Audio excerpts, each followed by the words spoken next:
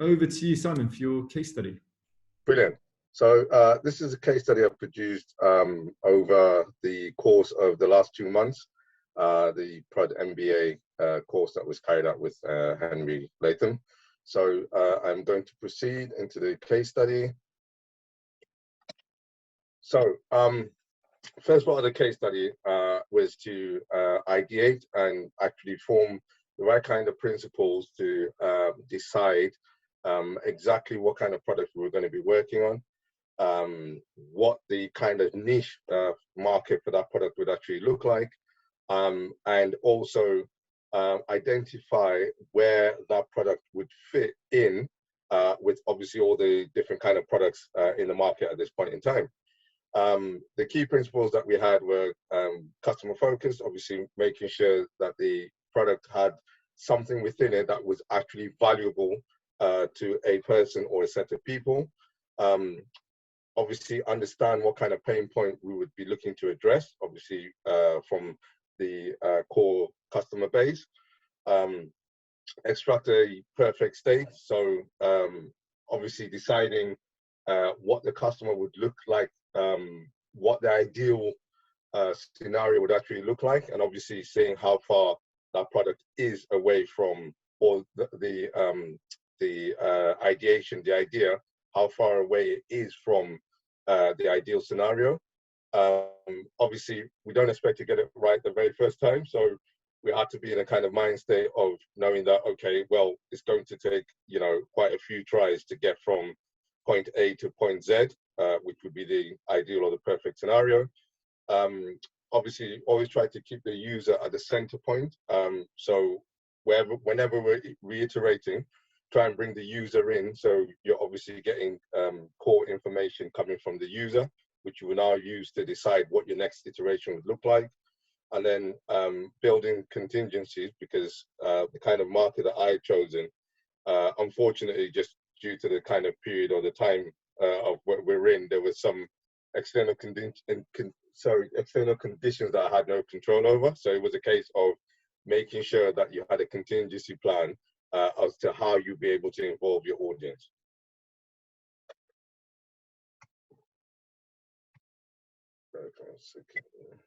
Okay, so I touched briefly on ideation. So this was pretty much the process of what we flow through. So the first case was to formulate an idea that identifies a specific pain point. So I had quite a few ideas. I actually pivoted right at the beginning because I chose an idea, but after launching the course, I felt that, not that my idea wasn't good enough, but I felt that my passion wouldn't resonate completely within the idea, because my understanding of the course is that there will be quite a few times I will be pushed to certain limits, and I'll be out of my comfort zone. So probably what would tide me through is the passion for the actual product that I'm defining. That will, obviously still make me get up and get on with it, which was actually the case. In all those ideas, I came up with two potential ones, and then, as I said, I pivoted to one in particular, which I felt resonated more with me as a person. Obviously, that desire was, what pushed me through to get right to the end of this particular course. I needed to define an MVO, which is a minimum viable offer, and reiterate a decent level of simplicity. So basically, just breaking it down to the lowest simple way that I can verify what this value would look like to somebody who would use that product.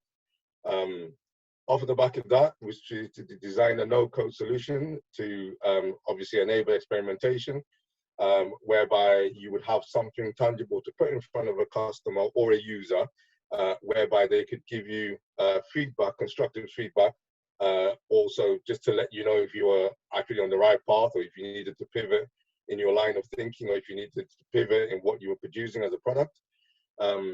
Obviously have something that you can also extract learning and supportive data, obviously, which obviously puts you in good stead to know if this is something that will be tangible and viable for the market. And then obviously design a way how you would introduce those changes as part of enhancing the feature set for that particular product. So very intense, as you can imagine, but very rewarding also. So my initial problem statement is not how it how it ended up. As I said, there was quite a few iterations that we needed to go through. But the main idea was that we understood that undergraduates approach the graduate world with an undefined conception, which causes uncertainty, confidence loss, and disillusionment. The ideal scenario would be to have a strategy to impart to undergraduates of how they can transition into a dream job that correlates to where they want to be and what they want to be in life, and hopefully reflects the graft of what they put in study-wise. So obviously this is a very long conception, but I'm just trying to show where we started off with, and how we broke it down further, simplified it a lot, reiterated a lot. I had about 3 iterations on this particular piece alone to really pull out the core value of why we felt that this is a product that could bring something tangible to the market. So the first part, my hypothesis, was to identify if this was actually still an unknown area and actually a niche that could be worked on. So I developed or had this idea based on my own experience. That experience was over 20 years ago. So I needed to determine if that was still relevant in today's market. So that meant, going out and actually reaching out to, people that are in that present position at this point in time to find out if they related to what I'd identified as a key niche, and if they felt that there was areas of improvement based on the product sets that are available in this present day.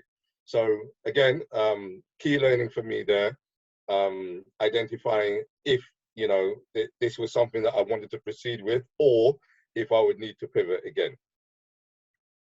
Fortunately, I didn't need to, so hence I'm going to go into showing the work that came out of that. So these were my problem validation pieces. I had different candidates based in different universities that were able to afford me some time to actually run through and validate what I'd identified as a hypothesis. I also did some external work, just finding out, competitor-wise, if what I'd identified as a product would actually bring some core value in certain areas that I would identify as key to undergraduates moving forward. I'm very lucky to actually be able to identify some of the stuff that I wanted to have as part of my product that wasn't actually carried out by quite a few of what I identified as my competitor in that particular market. So performing that research was key for me. It was quite extensive. I actually researched companies both in the UK and also in America, because I felt undergraduates are obviously across the whole world. So don't just limit it to one particular country or one particular location. See how much research I could carry across on a global scale, so that I had different scenarios that I could play back and work across and see, if even though what I'm defining is primarily at the moment for the UK, but if it could be something that could be expanded upon and obviously have a wider outreach. So that scalability was obviously part of what I was thinking. So hopefully it's not just a product that just solves issues for the UK, but can be used in various different countries. The blue, oh gosh, I went forward too quickly. So the blue line is my product problem validation. And as you can see, there are certain points, obviously it's not too clear on the graph, but there are certain points that I seem to excel in, just based on validating my particular problem. So second hypothesis was the problem statement was, again, this is before it was worked down to its simplest form, was to bring support to the process of an undergraduate hoping to achieve their dream job once their course is completed, this was reiterated and defined into a more concise message, because obviously this is the hook line which you would now use to produce your minimum viable offer. So this got broken down after discussions and a few iterations to, we help undergraduates achieve their dream job within 4 months. Very simplistic, very concise. Hopefully that's the hook to bring people to actually using the product. Off the back of that, did a survey with key questions around this particular offer, obviously to validate, to see how that would resonate with the intended customer base. And off the back of that, produced a survey page to actually qualify leads. So people could now submit their email address. I could use them for further testing. They could be part of the beta testing going forward. And obviously that was a great intro into actually expanding my outreach campaign.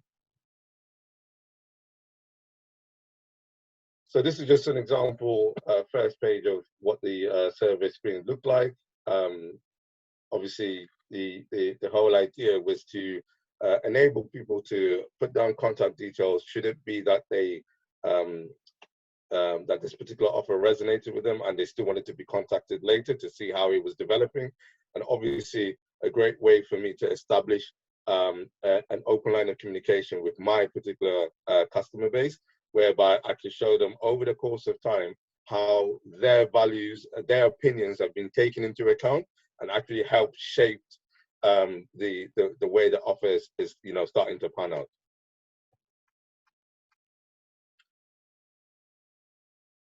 So the validated product vision has now become dream job within 4 months of graduating. Obviously, over the course of this, you can see how we cut it down from the very big concept and really simplified it, just to about a sentence in such a way that once somebody goes onto the prototype, they can grasp straight away within a couple of seconds what this prototype is all about. So just to really, rein in exactly, my test case subject, what they were actually looking to obtain as a what they would consider to be a good product. So the present state is John is somebody that I actually know, and obviously I'm part of the survey and part of the going through doing research with John in particular.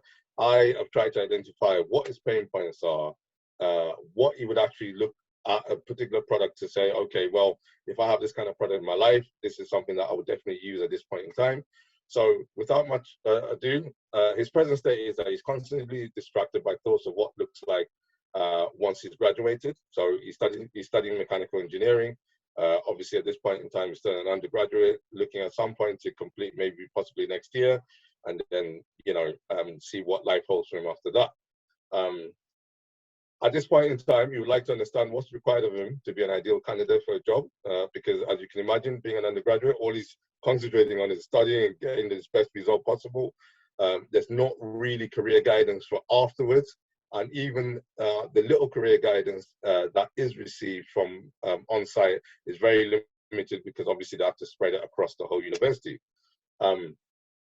And obviously our coming together is to help him understand that we believe that we can apply a strategy that allows him to achieve his dream within 4 months, his dream job within 4 months, providing that he gets on this journey with us. So off of the back of that, created customer journey map with corresponding wireframes, was able to build a no-code prototype using Bubble.io, and able to also demo this video to my beta testers in order to promote an outreach campaign and obviously build analytics around that. So this won't play, but this is the beta type. As you can see, there's a video on there, which is actually an instruction manual for myself, where I'm just going through what was built, and obviously providing the outlay to helping people understand exactly what this prototype would look like. And on the right is the user journey map, where I've identified the key scenario what are the goals that the person would hope to achieve from the product, and how these are broken down into the different sections and the different screens. So the fourth hypothesis, that the core value of a product is fast-tracking undergraduates to be ready for the job market, and that customers value this as highly as a good starting point, which is where we want to get to. We want to give the undergraduates a product whereby they feel that once they finish using this product, they're in a position to attack the job market. That's it, period. That's the bottom line to what we're trying to achieve here. So off the back of that, no code application, obviously, is to provide a product that can be tested, but it's not too expensive to set up, not apply too much functionality to it. It's just basically a run through of the design from beginning to end, what it would look like. And then obviously, should it be that the market shows that there's a need and a request for it, then you can now start to build in more functionality, get a development team together and so on, and actually produce a product fit for market. So this whole process is to end up identifying that it's a product market fit, have a score for that, and obviously identify customers that may not necessarily be happy with the product, and see what those pain points still are, so that you can reiterate and actually include those particular pain points as part of your next iteration. So off the back of that, and my first round of beta testing, I was able to form a effort impact matrix, whereby the feedback that came through, I was able to section it out into what I feel is low effort, would actually make key differentiation to how the product looks at the moment. On the right is just the homepage of the product. Just showing, obviously how that feedback has already started to shape my way of thinking as into how the end product would actually look like. Really key for me, because that's obviously an opportunity to take in the user feedback and actually shape the way the product now evolves over the course of time. Sorry, quick one, Simon. Can you read out the three things on the effort impact? It's a little bit. Yeah. So on the low effort bit, there's a section in the product under the build profile that had skill set. Yeah. There was a couple of people that said, well, when you say skill set, it's quite generic. They just wanted a bit of an explanation to kind of like zoom in and narrow it down. Yeah. So you see something like that, low effort, you just, maybe put either a hover or a lightbox message just saying what you expect to see in that skill set. The other thing that was talked about was the possibility of, obviously I'm showing my age here, integrating with LinkedIn, Instagram, Twitter, Facebook, TikTok. Obviously in my time, there wasn't anything like that. So that was key feedback for me, because it just, obviously that resonated with the younger generation at this point in time. Yeah. So I thought, you know what, that is fantastic. That would be something, obviously, that would, potentially provide another source of improving the outreach campaign, because obviously you're getting all these social media to now feed into the actual product. And then a couple of people also said that when they are on the home page, they would just like to know by indication exactly where they are, depending on what they filled out. So, if it's just like, maybe, for example, that upload a CV, if you just have like an indicator just showing, okay, you're here at this point, even though it says 5 sequential steps, they still want to know visually which actual step they're on, and then move that along as you go through the process. So I thought, yeah, you know what, that's actually fantastic. That is something that could be incorporated. Mm-hmm. Yeah. So what I've identified is I still have some outstanding areas that I want to improve on and work on a bit further. So those outstanding areas I identified was around the segmentation, obviously working further into that product market fit, analyzing that data, having clear, concise data to help promote my scoring, and then obviously implement that. Also, the next steps would be to increase the number of my beta tester pool, tighten the feedback loop, and improve and the look and the feel of the prototype, which is obviously my hook into the actual market. Things to keep doing. revisiting the Prod MBA slides, engaging with the customer base, keeping the community communications open, value focus on each iteration, things to improve, that value focus, value simplicity, feedback loop, automation where possible. And just about myself, I'm a passionate product manager with 8 years experience.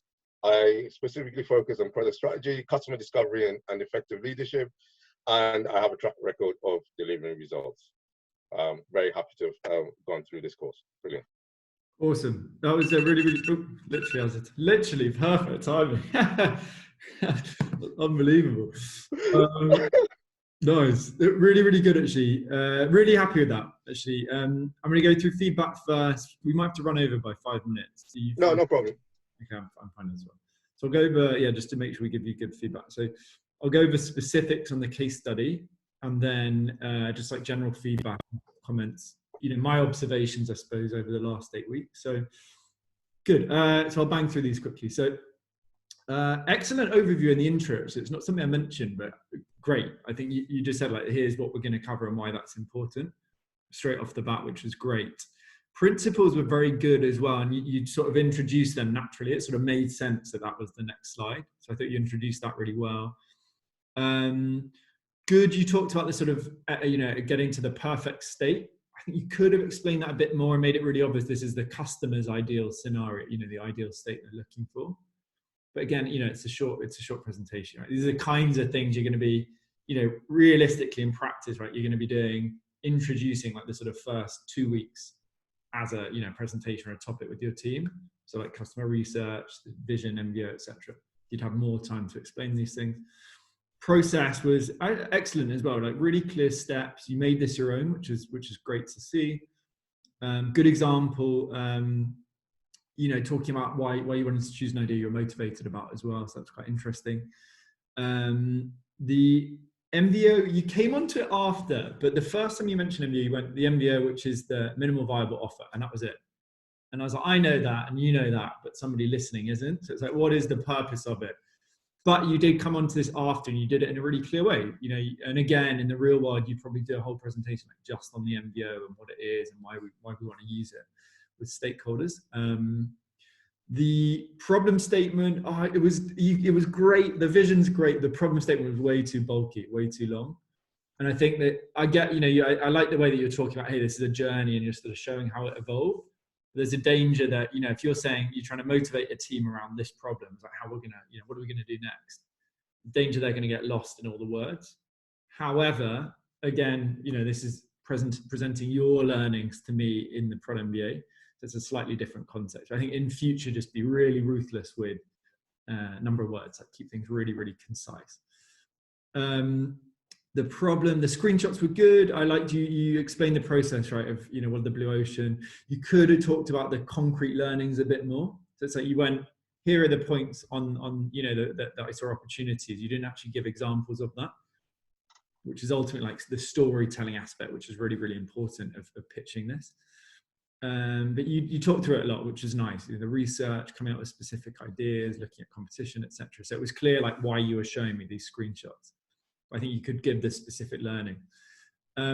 Hypothesis, which you did do though with the vision later. So hypothesis 2 was excellent. You explained the MBO. At that point, you explained the MBO really clearly and the value of this in one sentence. I think watch the replay actually and just grab that sentence. Really, really nice and concrete. You also explain what we're doing, right? Why we're gathering emails and surveys, talking about this continuous sort of feedback loop, right, with customer feedback, which was great as well. Really, really nice. Vision was awesome. Actually, really, this is so much better than when we last spoke. Crystal clear, right? The value is around speed, 4 months, dream job, really specific. You talked through why you were doing it as well. On the objective of concept, I like this actually. You sort of gave this high level story. So sort of you brought in a way the storytelling, right, from the storyboard around this is John and here's his problems, and we're now confident that this is what he wants. So you sort of showed the process really nicely. Hypothesis 3 was good, clear, good explanation of the customer journey map, really clear as well and simple. Again, that is I'll come on to this later, such an important skill. Just keep things really simple, really clear, because people are not going to remember everything. They're going to remember like a few little nuggets of information. So keep it really simple. Hypothesis 4, good, crystal clear USP as well. And I loved actually the way you were talking about it. It's like really reinforcing. It's like, that's it. You know, that's the bottom line, right? Is talking about sort of like speed, dream job, no need for loads of functionality. Quote, only if the market shows a need for it do we build out more. Again, excellent. And it's, again, everything was flowed into each other. You're showing this process like building up with the product, which was great. Effort impact was good. Make the text a bit bigger next time, because these are really important concrete learnings that, you know, if you're pitching this, or I'm you know, watching it now, I'm really interested in seeing what's going on, as are the people, you know, your stakeholders you might be presenting to. Because again, you're telling this story and you're showing everybody, hey, I know exactly what we need to build here, like, trust me. So these details are really important. And actually, it was, I think, really nice to see you coming, because I felt at the beginning of the program, I'll sort of transition into general points, that you would be someone that might come in with like really fixed ideas about what you wanted to build. So you immediately jumped on that niche. And I think it was really nice. And why I was pushing you to do the product market fit engine was it just, you know, I can show you all the slides I want, but you experiencing that point of like, you're getting these big ideas from just 1 or 2 user interview. And it goes, you know, you don't need to, you know, try and be a genius or come up with the best innovative ideas ever. Just speak to your customers, test something out. They're going to give you these awesome ideas, right? LinkedIn integration, one example. So just always, you know, good ideas are going to come from your niche. They're not always going to come from you. I think it's such a good learning to see that you have there. Next final point, you know, next steps make complete sense to me. I think the first iteration, like, it's fine. It's a bit messy. You know, you don't have the survey, so that doesn't matter. As you've already got 3 big ideas coming out of just a couple of user interviews. Now, when you go into your second iteration, you're going to sharpen it up a bit more. You know, if this was the real world with a team, you probably start working with a UX designer a bit here. Yeah. Maybe even doing an OK prototype, right? It's why we have a team in place. And I liked as well your learnings around, like, you know, focus, simplicity. It'd be easy to say we need to add all these new features, but it's actually usually about stripping it back to what that core value is. Good. And then, you know, general comments. I think the validation work was excellent. I thought everything up to the solution was excellent, like really, really strong, actually. I think you could have done a bit more work on validation. Like, my feeling was, I don't know exactly what you're doing, but my feeling was that you were leaning on the sort of 3 or 4 contacts you had, which is fine. But I think it'd be good to push yourself next time to really do like a lot of cold outreach and see what happens there. The solution was good. I felt that, and I'm being as critical as possible here, by the way, so don't take anything personally. Solution was good, but I felt in a really busy space, I would have liked to see a real, you know, I think to go like top level would be really hammering home on like, what is that one thing that's really, in terms of like how you might deliver it. So the offer was excellent, right? This 4 months thing, dream job. With the solution, I never quite got, there's one really specific thing that you deliver that no one else is going to do. The alumni support, I can tell you that straight off. Which one? I got that already from the conversations with my exactly. Awesome. They were completely blown away, because they said in all the websites that they use, the career advice, that they don't have the opportunity to link with a group of people that have actually done their course before, that can actually advise them what are the pitfalls to watch out for, what not to do, what to expect when you go for your first job, like, you know, how to present yourself, all that kind of stuff. So they've got nothing like that. Good. And that needs to come across like immediately with the solution now. The second iteration for me would be, as you said, right, focus, simplicity, like strip it down, just focus on that one thing, support. And you know, again, I think user experience is a bit, because I felt it wasn't clear to you what the core value in terms of how you would deliver was, because there were, you know, lots of ideas in the prototype, but again, it doesn't matter because you've tested it now and you've got feedback. And the other thing, you know, again, it's, you know, in a real team, you're going to have UX UI support, right? So you're going to be working with someone like they're a specialist in stripping things down and coming out with, like, you know, really clean wireframes, etc. So it's fine, right? It's fine to when you have support on the UX UI stuff, then you've got the ideas and you understand the sort of high level strategic stuff, which is the most important. When it comes to solution, I think just being really, really focused and eliminating as well. Sorry, I'm just thinking final point. Yeah, I think the second point for me, so the first point then would be really hammering home, like what's the point of differentiation? How are we conveying that in the user experience? And then I think second point would be try and be more concrete as well with things. At times I felt, not in the presentation, she did a really, really nice job. Some things were like, giving examples, like give the specific example. You said, for example, the niche was hard to validate, so we need to have a contingency plan. You didn't say like why that was the case or like how specifically. Or when you're talking about, for example, like the effort impact again, it's like, here was one really concrete learning that I took away. That kind of specificity is, again, it's about storytelling. Because if you give somebody an example, they can put it as part of the story of John and what he's doing and where his frustrations are. It creates a sort of more vivid picture, right? Which helps them get motivated or understand like why we're doing all this stuff ultimately. But to wrap up, no, generally, honestly, really, really happy with that, the case study. I thought it's come across really, really well. I think next steps, I think there's going to be a lot of value for you in doing 1 or 2 more iterations. You don't need to rush with it, but I think there's going to be a lot of value in just building that skill up, like focus, stripping it down to the core value, this kind of thing. I think when you've got that, then you've got a really strong product skill set to move forward with ultimately. Yeah, I mean, what I wanted to do, I didn't mention it, as you said, too hard about the external contingencies, because I didn't want to, but if I go into that, remember, I just made the time. Because the first time when I did the iteration, the students were away, and this last beta testing that I'm doing, they're doing their exams.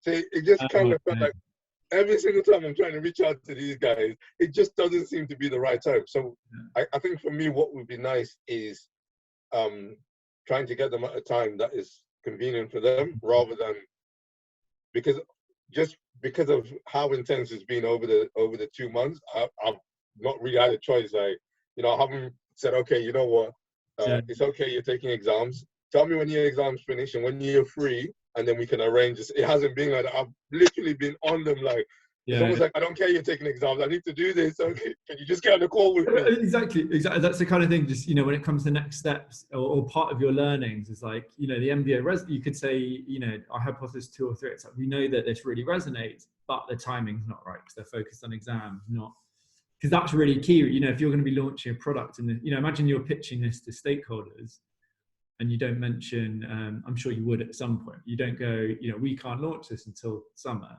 or there are windows that we can't launch new things like around exams or Christmas. Then that's a really important part of the learning. And again, showing you understand the customer, right? You understand exactly what they want when they want it as well. It's a really, really important insight in that case. But no, just wrapping up, I think honestly I was really, really happy with that. Actually, it's come together really well. And I said, I love the clarity that you've got now from the product market fit engine, because it's such an important framework to use, and also just that process of going, I don't even know what we're going to be doing next. We're going to speak to customers and we're going to work it out. Right? They're going to tell us, they're going to lead the way essentially. And that's possibly the most important thing to learn about product. No, but thanks to you also. I came into this obviously right at the beginning, not knowing what to expect. I kind of felt that we were going to have fun along the way, but I have had the fun, but it's been tough at certain times because I took over Stephen's old job as well as doing my job. So I've had quite a few things on the go. At the beginning, I was doing some building works in the house. So the builders were here and they were hammering away, and that was doing my head in, and it was all people dust and everything. I'm just saying there was a lot going on. No, but then it's a massive congratulations for you for sticking with it, because I think, ultimately this is not just about product, it's about career development. And I think it's realizing like how much if you push yourself, you can get a hell of a lot more done than you realize. You can set your sights a hell of a lot higher I think my personal goal with everyone that comes through is that you are not taking 10, 20 years to get a promotion. It's like 1, 2 years. Right? And that is a large part down to you for sticking with it and, coming through with results, even when you've got kids, job, double job, building works, all of these things, plus lockdown, right, as well. Well, apart from that, I thought the Figma I thought I was done on that, because to get through the prototype, I don't know if you remember, there was one stage, it seemed like I had a mind block, like I couldn't work out why Figma wasn't working for me. I got there in the end. But again, it's good because it's, if you can struggle through it, then when you've got a UX UI designer to help out, then what's roughly what should be done, and you're going to have the support there, which leaves you to then focus on the strategic or the testing, for example. Right? I think that's the key thing, or at least you can, when you speak to the designer, you understand the higher level customer journey map, that you can tell them, you have deep insights about who the customer is. Like, so you're really representing the customer in the situation. So it's fine. I think it's a skill to build up, but it's not a core skill. Right? Ultimately get good at the vision, the strategy, the storytelling, and then you've got a team to help you with the other stuff. Yeah. Awesome. But yeah, Simon, honestly, been a pleasure having you on the program. And look, we're going to be continuing with monthly Ask Me Anythings, monthly workshops, introducing students to each other as well. So we're going to keep the community active as well. Yeah, I was going to say, and if there's anything, if you ever feel like you want to bring me in on something, if you feel I'll be an ideal person to, part some knowledge and stuff, by all means, feel free. I hope one day when you're in London, you'll give me a shout and catch up. Yeah, I saw your poker offer, so I can get back to you on that. Yeah, I will be back in London the next few months, so we will take you up. We're going to do a meetup actually at some point. Yeah. And I know you do a bit of around training and stuff. I've got 22 years under my belt, so maybe one day we can have a chat about that still. Yeah, good. Yeah, you'll probably put me through pieces. Yeah, nice one. Look, cheers, Simon, and then we'll stay in contact on Slack.